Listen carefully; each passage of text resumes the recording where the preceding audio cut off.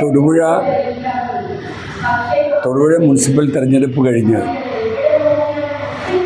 UDF 35 സീറ്റിൽ 23 seat പിടിച്ചുകൊണ്ടാണ് ഇത്തവണ അധികാരത്തിലെത്തിയത്. ആദ്യത്തെ ചെയർമാൻഷിപ്പ് 2 കൊല്ലക്കാലം മുസ്ലിം ലീഗിനാണ് UDFൽ കോൺഗ്രസ് പാർട്ടി അടക്കം നൽകിയത്. 2 കൊല്ലം കോൺഗ്രസിനും 1 വർഷം കേരള കോൺഗ്രസിനുമായാണ് 5 കൊല്ലം വീതം വെച്ചിരിക്കുന്നത്. അതിൽ ആദ്യത്തെ 2 കൊല്ലം കിട്ടിയപ്പോൾ മുസ്ലിം ലീഗിന് 8 പ്രതിനിധികളാണ് ഉണ്ടായിരുന്നത്.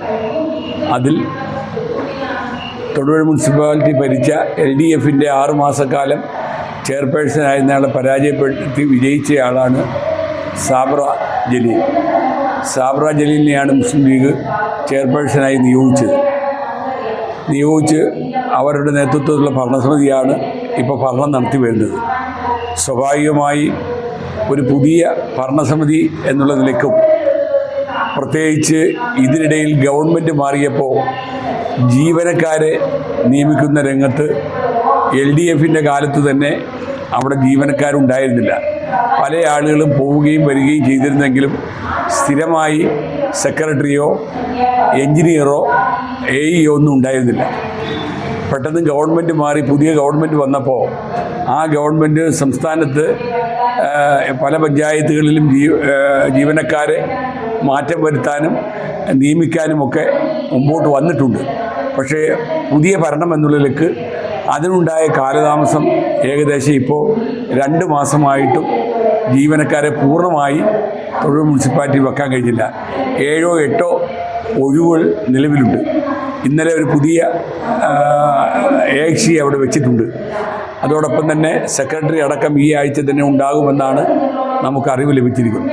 അപ്പോൾ ആ സമയത്തുണ്ടായ ഒരു ഭരണ താമസം, അതായത് പല ഉദ്യോഗസ്ഥന്മാരില്ലാതെ പോയപ്പോൾ ഉണ്ടായ പല കാര്യങ്ങളിൽ ചെറിയ താമസമൊക്കെ ഭരണരംഗത്ത് ഉണ്ടായിട്ടുണ്ട് എന്നൊഴിച്ചാൽ അവിടെ പൂർണ്ണമായി ഭരണം നടക്കുന്നുണ്ട് എന്നാണ് വസ്തുത. അതിനിടയിൽ ചെയർമാനും വൈസ് ചെയർമാനും തമ്മിൽ അഭിപ്രായ വ്യത്യാസമുണ്ട് എന്ന് വാർത്തകൾ സൃഷ്ടിക്കാൻ പ്രതിപക്ഷം വളരെയേറെ ശ്രമിക്കുന്നുണ്ട് എന്നതാണ് വസ്തുത. ചെറിയ അഭിപ്രായ വ്യത്യാസമൊക്കെ ഉണ്ടാകാം, ഭരണരംഗത്ത് പല കാഴ്ചപ്പാടുകൾക്ക് വ്യത്യാസം ഉണ്ടാകാം. അവിടെയൊക്കെ UDFലെ ഘടകകക്ഷി എന്നുള്ളതിലേക്ക് കോൺഗ്രസോ മുസ്ലിം ലീഗിൻ്റെയോ നേരിട്ടുള്ളതല്ലാതെ കൗൺസിലർമാരുടെ ഇടയിൽ ചില അഭിപ്രായ വ്യത്യാസങ്ങളൊക്കെ ചെറിയ തോതിലൊക്കെ ഉണ്ടായിട്ടുണ്ടെന്നുള്ള വസ്തുതയാണ്. അത് അപ്പോഴപ്പോൾ UDF ഇടപെട്ട് പരിഹരിച്ചിട്ടുമുണ്ട്. ഏറ്റവും അവസാനം കഴിഞ്ഞ ദിവസം കൗൺസിൽ കൂടിയപ്പോൾ കൗൺസിലിൽ ചെയർപേഴ്സൺ ഒരു യോഗം വിളിച്ചതുമായി ബന്ധപ്പെട്ട് ചർച്ച തുടങ്ങി വെക്കുകയും വൈസ് ചെയർമാൻ അതിനെക്കുറിച്ച് വിശദീകരിക്കുകയും ചെയ്തപ്പോൾ അതിലുള്ള അവിടുത്തെ കൗൺസിലർമാർ ചിലർ 2 അഭിപ്രായക്കാരായി മാറുകയും ചെയ്ത ഒരു അനിഷ്ടം ഇവിടെ ഉണ്ടായിട്ടുണ്ട്. അതെന്താണെന്ന് UDFൻ്റെ നേതൃത്വം പരിശോധിച്ചു വരികയാണ്. ഇന്നലെ മുസ്ലിം ലീഗ് പാർലമെൻ്ററി പാർട്ടി യോഗം വിളിച്ച് രാത്രി ചർച്ച ചെയ്യുകയും അത് ഏകദേശം പൂർണ്ണമായി പരിഹരിക്കപ്പെടുകയും ചെയ്തിട്ടുണ്ട്. ഇനി നാളെയോ നാളെ കഴിഞ്ഞോ UDFൻ്റെ പാർലമെൻ്ററി പാർട്ടി യോഗം ഒന്നായി വിളിച്ചു ചേർത്ത് മുഴുവൻ പ്രശ്നങ്ങളും പരിഹരിച്ച് ഒറ്റക്കെട്ടായി മുമ്പോട്ട് പോവുകയും ഈ ഗവൺമെൻറ്റും തൊഴിൽ മുനിസിപ്പാലിറ്റിയിലെ ആളുകളും ലക്ഷ്യം വെച്ചിരിക്കുന്ന വികസനം അത് പൂർണ്ണമാക്കാൻ പ്രതിപക്ഷം ഉൾപ്പെടെ എല്ലാവരുമായി സഹകരിച്ച് മുമ്പോട്ട് പോകുവാനും UDFൻ്റെ ജില്ലാ നേതൃത്വം നിർദ്ദേശം കൊടുക്കും എന്നറിയിക്കുന്നു. അതോടൊപ്പം തൊടുപുഴ നിയോജകമണ്ഡലം UDFൻ്റെ നേതൃത്വവും ഈ ചർച്ചയിലൊക്കെ പങ്കെടുക്കുന്നുമുണ്ട് എന്നറിയിക്കുകയാണ്. ഈ കൗൺസിൽ യോഗത്തിലടക്കം ചെയർപേഴ്സണും വൈസ് ചെയർപേഴ്സണും തമ്മിൽ തർക്കം ഉണ്ടാകുന്ന സാഹചര്യം. ഈ തർക്കം ഉണ്ടായപ്പോൾ അവിടുത്തെ പ്രാദേശിക കോൺഗ്രസ് നേതൃത്വം ഉന്നയിച്ചത് ലീഗിന്റെ കടുംപിടുത്തമാണ് ഇതിനെല്ലാം കാരണം. മുസ്ലിം ലീഗ് ഒരു കാലത്തും ഒരിക്കലും ഒരു കടുംപിടുത്തം ചെയ്യാറില്ല. ഇവിടെ സ്വതന്ത്രരാണ്.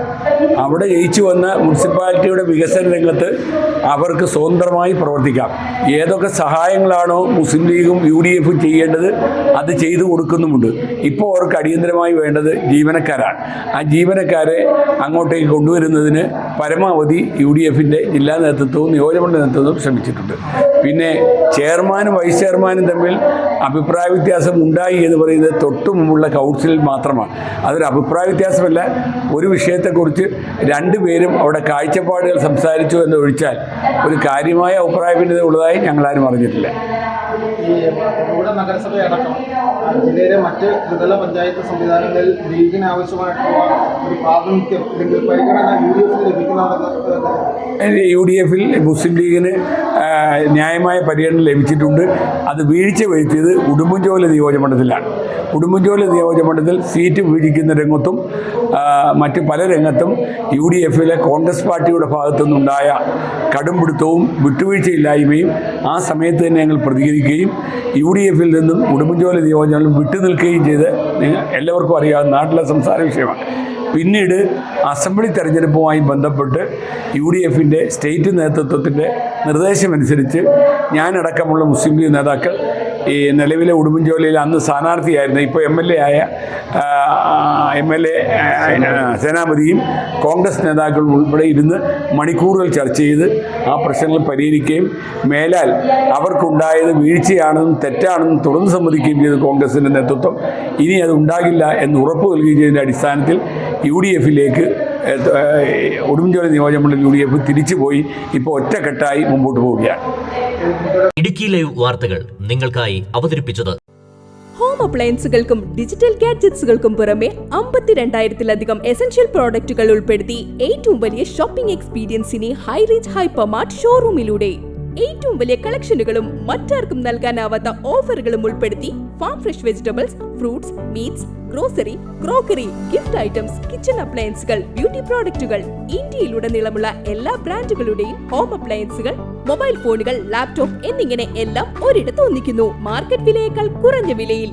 ഇനി പലയിടത്തല്ല, എല്ലാം ഒരിടത്ത്. High range hypermart, Kattappana, Cheruthoni, Anakkara, Elappara.